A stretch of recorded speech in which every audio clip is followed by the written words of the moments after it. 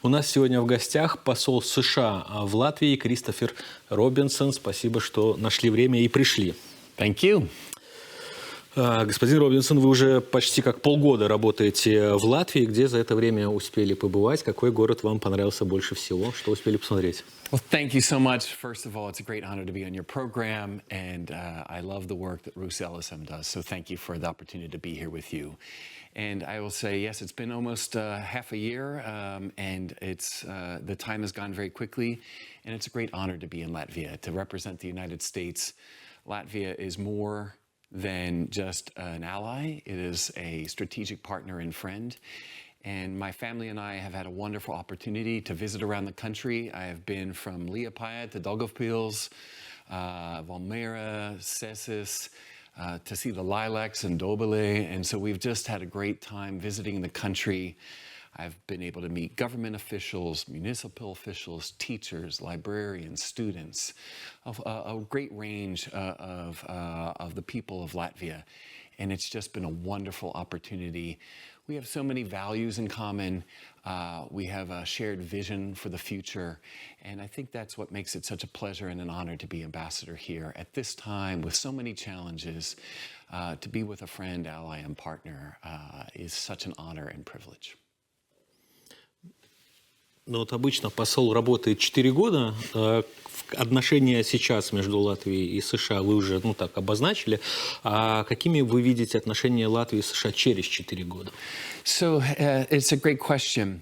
You know, last year we celebrated 100 years of diplomatic relations between the United States and Latvia. And those 100 years saw many great opportunities and many terrible tragedies. And so I view my responsibility here and my job is to look at how do we build the foundations for the next 100 years, not just the next 4 years, but to think even longer. How do we build a future for a U.S.-Latvia relationship that's strong, that delivers security and prosperity for both of our peoples? And how do we build that for the future? Obviously, the war in Ukraine shapes everything that we think about for the future. But I look at this work in 3 main areas. First, it's the security partnership. Above all, the NATO alliance. As President Biden has said, we will defend every inch of NATO territory. And we've done exercises. We have the U.S. military presence here in Latvia that we are committed to maintaining a continual rotational presence in Latvia. But it's more than just the U.S. presence. It's working in partnership with Latvia to build Latvia's capabilities for the future, new weapon systems, training and exercises, so that Latvia is an even stronger contributor to that alliance as it already is. Second is to look at the economic field of cooperation. If anything, COVID and the war in Ukraine has taught us how vulnerable our economies can be, and that economics is also a national security issue. How do we create space for more trade and investment between U.S. and Latvia? How do we provide for energy security for the future? Latvia has been a leader on this in cutting off energy supplies from Russia and helping lead Europe to make very smart decisions. How do we move forward into the green energy transition together as partners and find new opportunities and build a more stable, stronger, more secure economy that delivers prosperity for the Latvian people? And the third area is how do we build strong, resilient, democratic societies? Part of that is countering disinformation and ensuring we all have access to free, independent information, the great work that you do each and every day. Likewise, is deepening and building our people-to-people ties. Again, my trips across the country, student exchanges, the upcoming Song and Dance Festival that begins today, there's a long U.S.-Latvia history in cooperation in the Song and Dance Festival. The Lampa Festival in Cesis a few weeks ago that I was able to participate in. What a great Latvian experience of gathering for 2 days to talk about every issue impacting society. These are ways that we can build through universities and other exchanges more people-to-people ties so that we have a better understanding and can approach those challenges of the next 100 years together. So that will be our focus, and how do we continue to build in all 3 areas? And again, Latvia is such an incredible partner and friend. We share so much in common in each of these three areas that I'm very confident that these next 100 years will be more secure and more prosperous for both of us. Ну, про безопасность хочу чуть-чуть поподробнее. Латвия очень так плотно сотрудничает с США именно в сфере безопасности. И вот мы уже видели, как Латвия получила вертолеты Black Hawk. Но также Латвия намерена купить системы HIMARS. Они нашумели в последний год, стали очень известны. Латвия уже сделала эту заявку на покупку. Когда они могут к нам поступить и можно ли ускорить поставки? Вот есть ли у вас какая-то информация об этом? And I will also mention, in addition to HIMARS, the Latvian government has announced its intent to purchase coastal defense systems as well. And so we are cooperating in a range of areas. As you mentioned, HIMARS, the Blackhawks are a very good example. My very first week here, I went down to the Leeuwarden Air Base and met with the young Latvian pilots that have trained for the past year to fly those. Men and women pilots who've really devoted themselves to this cutting-edge effort of flying these new Black Hawk systems. And I really think that speaks to the ability for Latvia and for the Latvian armed services to build up their capabilities and to provide and lead in security going forward. We are working to partner with on all these range of ideas, so there isn't anything new to announce on the timeline, but we are working very, very closely together, and we will continue to partnership in both acquiring systems, in training, and in exercises. That's why I'm very thankful for the partnership and the U.S. military presence that's here, as well as the NATO presence, as we continue to train together with Latvia, build up our, as we would say, interoperability, the ability of our forces all to work together, so that we are able to meet our commitment to defend every inch of NATO territory. Уже меньше, чем через 2 недели в Вильнюсе пройдет саммит НАТО, начнется. Это такое очень важное для всех событие. Как вы считаете, какие решения, которые могут касаться Латвии, могут быть приняты на этом саммите? Что на повестке дня? Yeah, so Latvia is a great leader in NATO. And they've just consistently demonstrated great leadership and partnership in the alliance. We are looking forward to the NATO summit. I think above all, the Vilnius summit will be a great demonstration of NATO unity, and I think that's one of the most important messages. When Putin launched his reinvasion of Ukraine, he thought he could divide Europe.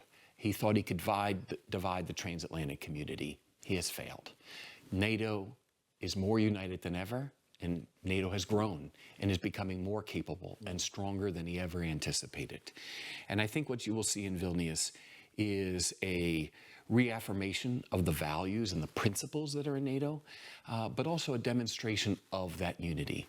Second, I think, and as you've seen U.S. officials point to, you will see a continued demonstration of our commitment to Ukraine, particularly in terms of practical material assistance as Ukraine moves forward in developing and training and equipping its armed forces, not just to defend itself and expel Russia today, but to go forward to provide security for Ukraine for the long term. And I think third, you will see a continued emphasis on NATO's role as a defensive alliance for deterrence and defense, and to continue to be strong in the deterrence and defense area. So I don't have a lot of specifics yet. We're still working to prepare for the meeting, and I don't want to get ahead of that. But again, I think the key will be that the alliance is stronger and more united than ever, and that we are committed. Each of the NATO members, we are committed to Ukraine, and will be deepening our commitment in practical terms.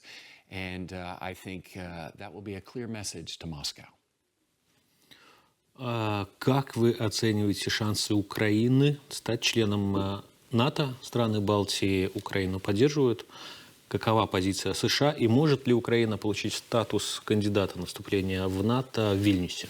So I can be very clear that the NATO's open door policy remains our policy. The door is open, and we have reaffirmed our commitment to Bucharest. And we will continue to work to train and equip and support Ukraine bilaterally, as well as all the other members of NATO are committed to their individual support for Ukraine, and we are working to increase that. So again, I don't want to get ahead of where the summit may come out, but I think the message for Moscow is clear, is that the West more broadly, I would expand that even beyond NATO, the G7. If you go back to the G7 summit just a few months ago, has been clear and resolute in our support for Ukraine, that we will support Ukraine for as long as it takes. And I think we will continue to reinforce that message. Ну вот вы сказали, что будете поддерживать Украину так долго, как это необходимо. И президент США Джо Байден тоже говорил именно эту фразу. Но в следующем году выборы президента в США. И если президент сменится, если не будет Джо Байден, будет кто-то другой, где гарантии того, что именно вот политика США в отношении Украины не изменится, не претерпит каких-то там движений в сторону, скажем так. So just 2 weeks ago, I was back in Washington. And before coming out here, I had broad consultations in Congress. And while I was back in Washington, I had the opportunity to hear from a number of senators and other members and staff from Congress. We can be clear. There is a very strong bipartisan support, first for NATO, to live up to and fully adhere to all of our NATO commitments and obligations, including, above all, Article 5. And again, President Biden's strong and clear commitment that we will defend every inch of NATO territory. Second, I think and it is clear to me, there is very strong bipartisan support for Latvia and our bilateral partnership with Latvia, and as well as for your Baltic neighbors. That is a consistent and clear message, again, building on the strong historic relationship between our two countries. But third, it remains very clear that there is a strong, deep, broad bipartisan consensus on support for Ukraine. We see Russia's war against Ukraine for what it is. It's the war of a bully against a neighbor that has chosen to go. It's a democratic, independent path, and that this is a war about sovereignty and territorial integrity. And that is something that the American people very clearly understand, as much as the Latvian people understand, as you see Latvian flags across this country and the continual support, not just from the government, but the Latvian people to donate to the needs in Ukraine. Just after the destruction of the dam, the surge of assistance that came out from average Ukrainian citizens, of Latvian citizens giving to needs in Ukraine. And I think you can feel that same strong support across the political spectrum in the United States. And I am very confident that bipartisan support will continue regardless of how the elections unfolds. I do think having a strong debate about foreign policy is a strong component of having a vibrant democratic system. And so you will see foreign policy debated, but I think that makes the American system stronger and leads to continued broad public support for our policies. So I look forward to that continuing. Я хотел еще спросить про военных из США, которые по ротации находятся в Латвии. За последние годы их число увеличилось. А какие вообще планы у США по поводу этого контингента? Будет он расти, останется таким же или наоборот уменьшится? Я просто как пример приведу. Германия не так давно сообщила, что они в Литву, по-моему, там 4000 немецких военнослужащих собираются отсылать. Какие планы у США? So, I think if we go all the way back to 2014, which seems ridiculously long ago, but really isn't, from Putin's first invasion of Crimea to where we are today, you've seen both the United States and NATO collectively respond to increase our deterrence and defense posture, including on the ground in Latvia. And that's from air policing to naval patrols, to increased exercises, as well as U.S. and NATO presence on the ground here in Latvia. We are committed, and we've said this several times, and we will continue to reiterate, we are committed to a continual rotational presence. We say heel to toe. So when one part of the foot touches, and as it moves forward, the next part of the foot touches. In other words, we will maintain our presence here. So as one unit rotates out, another will rotate in to continue developing and deepening our partnership, our training. We benefit, Latvia benefits. We learn so much from each other. We learn skills. We learn in exercises together. There's so much that both sides benefit from in that partnership, and we will continue it. So we don't have anything new to announce, but we are committed to maintaining and continuing that presence. Again, I will go back to every inch, every centimeter, every millimeter, and that partnership will continue because we want to make sure that message is clear to Moscow. We hold true to our Article 5 commitments. Вы до назначения в Латвию работали в ранге заместителя помощника госсекретаря Бюро по делам Европы и Евразии. Также какое-то время работали в посольстве США в Москве. Ну и, очевидно, вы имеете знания и опыт того, что происходит вот в нашем регионе, в этой части мира. Я вас хочу немножечко, как-то дать... чтобы вы поделились своими знаниями, своим мнением по поводу прошлых отношений США и именно России. Есть эксперты, которые говорят, что конец политики перезагрузки случился в тот момент, когда Владимир Путин решил пойти на третий срок, то есть в 2012 году. Скажите, по вашему мнению, по вашему анализу, в какой момент вот все пошло не так, не туда? Well, I think, Latvian authorities have long warned that Putin posed a real threat and challenge to the transatlantic community. Look, we have been clear all along our opposition to Russian aggression, both at home and abroad. He has been repressing his people. We've seen the steady increase of political prisoners and repression against his own people in Latvia. Russian aggression abroad, Georgia, Ukraine, the role of Russian mercenaries in Africa and around the world, Russia in Syria, to destabilize, to weaponize refugees and migration, to advance its political objectives, and to sow chaos.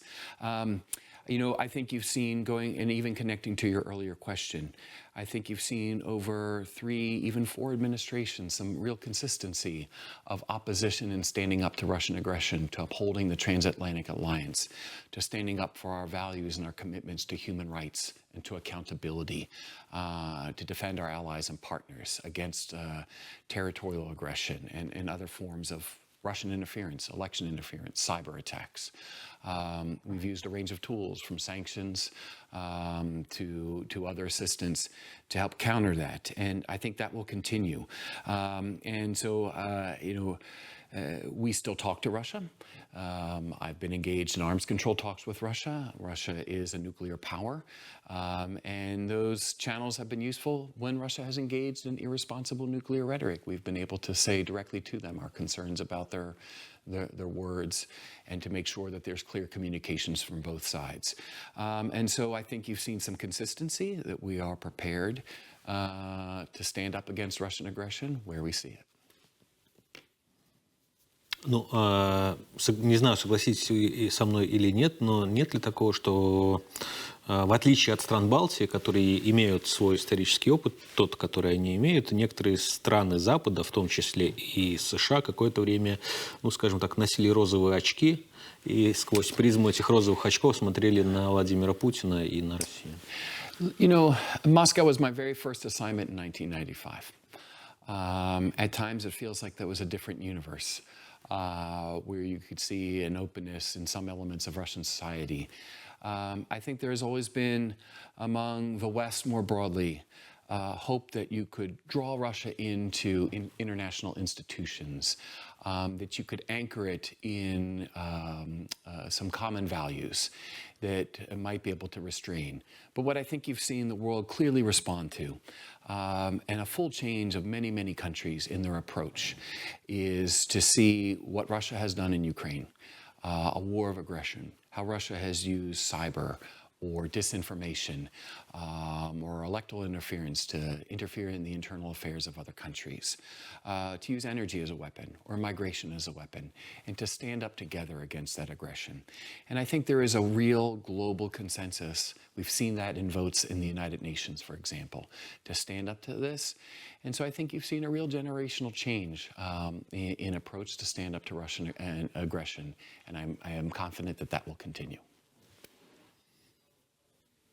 Уходящий президент Латвии Эгилс Левитс в своем недавнем выступлении заявил, что теперь железный занавес опустился недалеко от Зилупы, по восточной границе Латвии. Железный занавес – это один из терминов холодной войны, которая длилась почти 50 лет, и закончилась поражением Советского Союза. Как долго может длиться вторая холодная война? I think having been in university in the Cold War, I don't know if that's the right term of reference for this. This is as much also a struggle about values. I think this could take a generation. It is more than just one person. But we must, as President Levitz has led on, we must hold Russia to account for its atrocities. We must have a just and lasting peace in Ukraine that restores and respects territorial integrity and sovereignty. And these are important principles. So I think it's too early to answer that question. But that is why we must stay focused on supporting Ukraine for as long as it takes. As President Biden said, Ukraine is up. Victory in Ukraine is up for the Ukrainians to decide, but they have been very clear that that means Russia out of Ukraine, that we must hold Russia accountable, and that we must be clear that we will continue to stand up to Russian aggression. And so we must remain focused on these priorities for as long as it takes. I think it's early to be able to answer that question, unfortunately. А как вы оцениваете случившийся неделю назад военный мятеж Евгения Пригожина, хозяина ЧВК «Вагнер», и считаете ли вы режим Владимира Путина стабильным? So we are watching this situation very closely. We have communicated very clearly to the Russians, as we've said publicly, that there was no U.S. role in these activities, that this is an internal affair for Russia. But we are watching this very closely with our allies and partners. I think it's too early to tell what will be the impact. But it is one we will continue to coordinate very closely, particularly with a close ally and partner and friend like Latvia that shares a border with both Russia and Belarus, and what this might mean. We have a long history of cooperation with Latvia. We support Latvia's border security efforts. We recently made another donation to support Latvia's borders with $1.3 million worth of equipment and assistance. And so we will continue to partner and monitor this situation closely, particularly with Latvia, and to see how this unfolds. Так считаете вы режим Владимира Путина стабильным? We've seen lots of commentators suspect it is an authoritarian regime. You see Russian authorities speak of the power vertical. But that's really an issue that the Russian people will have to decide. And we have long stood with the Russian people who desire a democratic and prosperous future for themselves and for their own voice to be heard, which unfortunately is increasingly repressed at home. В начале 2022 года президент США, используя данные американской разведки, предупреждал о том, что Россия готовится напасть на Украину. Шли переговоры в Женеве между Россией и США. Были четкие сигналы, что России не стоит этого делать со стороны США. Как вы думаете, почему Владимир Путин, какая причина, почему он не принял эти сигналы и все-таки сделал то, что сделал? Look, I think you've seen from Putin's own rhetoric, his own articles, and those of other senior officials, that this was a war of aggression, that they are waging a war against a people and its identity and its culture, as much against territory. that he has denied Ukraine's existence as a separate people with its own history and its own borders. We made very clear our opposition to this as we worked to build and strengthen our understanding among our allies about what Russia was intending to do. I think it's I won't attempt to be inside President Putin's head. I don't share his outlook on the world, but we've made very clear that we don't support him, and I think the world has spoken that it stands against what he is doing. And the Ukrainian people have stood up to stand against that and rallied to support their country from all walks of life and all points of view, to support their sovereignty and territorial integrity and independence. And so we will continue to stand with them and make sure that Moscow understands that. I think going back even from as we saw the buildup for this, and this continues true to this day, Putin could end this war today. But we've seen no sign from Moscow of any real interest in solving and ending this conflict, in bringing it to a conclusion. And that remains true to today. А какие условия должен, ну, скажем так, выполнить Владимир Путин, по мнению США, чтобы, ну, чтобы США и весь западный мир, и там цивилизованный мир начал с ним диалог, ну, какой-то разговор, что, ну, вот работаем дальше. Что он должен сделать? Do you mean in the context of Ukraine? Да. Okay. Именно. Look, I think, first of all, that's really for the Ukrainian people to decide. And President Zelensky has been very clear on that. And so, first and foremost, that is for Ukraine to decide. But we stand with Ukraine, as does Latvia, in upholding and supporting Ukraine's efforts to defend its sovereignty and its territorial integrity in its internationally recognized borders. President Biden has said, as the Ukrainians have also said, that means Russia out of Ukraine. What the conditions are, that's really for the Ukrainians to decide. But again, we've seen no signal of interest on the Russian side. We welcome peace efforts, but it is really up to Putin to end the war. And we reiterate our call, end the war now. It's very simple. He has the power to do that, and he should end the war now. Ну, у меня последний вопрос на эту тему, на российскую тему, российско-украинскую. Если в 2024 году планируются также выборы и президента, и в России, если Владимир Путин отправится в 2024 году на какой-то уже, на пятый, получается, срок, да, на пятый президентский срок, если, ну, выиграет его каким-то образом, будут ли США признавать его избрание на этот срок легитимным, и вот его как легитимным? Look, I can't really answer a hypothetical question. I think you've seen international observers in the past elections make very clear that the elections were not up to international standards, and Russia's own commitments domestically, internationally. I suspect that trend would continue, but I really can't answer a hypothetical on what may or may not happen. Хорошо, посмотрим. Может быть, и не будет выдвигаться по какой-либо из причин. Ну и последний, наверное, вопрос, но который касается уже и Латвии. Вы еще во время слушаний в Конгрессе, когда проходили, скажем так, такое рабочее интервью осенью прошлого года, вы заявили, что ваш приоритет – это поддержка, приоритет работы в Латвии. Вы сказали, что ваш приоритет – это поддержка российских СМИ, обретших приют в Латвии, а также вы будете стараться достучаться до русскоязычных жителей Латвии. Почему вот вы и то считаете важным и нужным? Почему вы это считаете своим приоритетом? Well, first, you raise a great topic. And again, I thank you for the work that you do and that Rus LSM does to ensure that the Russian-speaking population of Latvia has access to reliable, credible, truthful information. We think that's fundamental for strong democratic societies. So thank you for the work that you and your colleagues do each and every day. Second, I really commend Latvia for welcoming in so many Russian journalists who had to flee persecution in their home country, from Radio Free Europe, Radio Liberty journalists, to Meduza, to independent journalists. Latvia has stood up for these shared common values and the importance that the freedom of press, freedom of speech is, as the basis on which we build all of our democratic societies.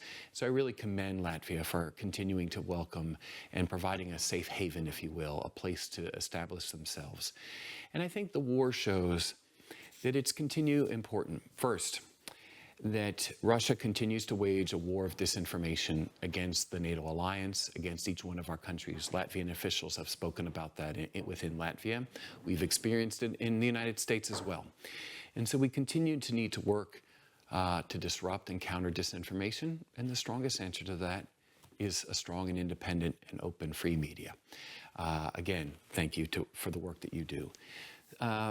Second, as ambassador, I want to be able to reach and connect with all audiences in Latvia so that I can understand the issues facing Latvia, so that I can communicate clearly U.S. policies and approaches and have a better understanding so we can build that partnership for the future.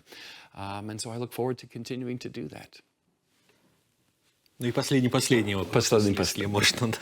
Да. Когда, в конце концов, появится прямой рейс из Риги в США, какой-то из крупных аэропортов, и что для этого нужно сделать? It's an important issue. We are looking for all sorts of ways to deepen the partnership. I've had the opportunity to fly on Air Baltic and to go through the airport many times as well. And again, Latvia has so many competitive advantages, from ports to airports to communications infrastructure to technology. Again, to go back to how I opened, it's why I'm so excited to be here. There are so many opportunities as Latvia thinks through how to make itself competitive for the future in light of what we've seen happen in Russia. Latvia has so many advantages, so much strength, so much capabilities that I look forward to partnering and finding new ways we can build on that partnership. So thank you.